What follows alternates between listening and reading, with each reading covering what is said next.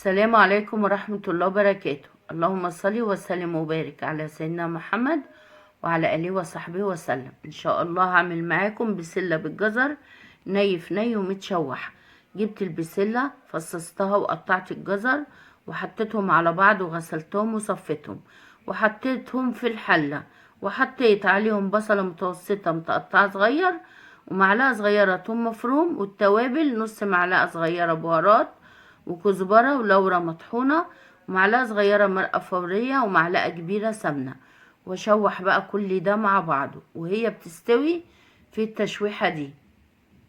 بعد ما اقلبها كده اوطي عليها النار واغطيها واسيبها بقى، وكل شوية اديها تقليبة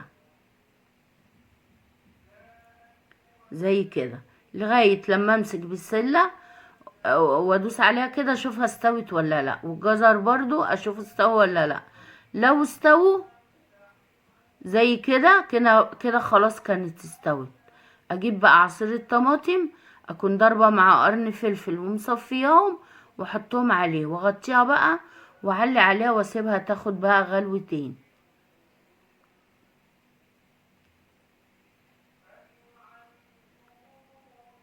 زي كده. هنا خلاص كانت خدت الغلوتين واستوت.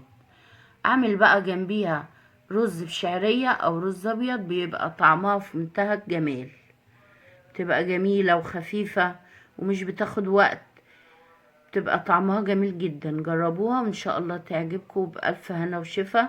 ده الفيديو النهاردة، يا رب يعجبكم. اشوفكم في فيديو جديد، وما تنسوش الاشتراك واللايك، والسلام عليكم ورحمة الله وبركاته.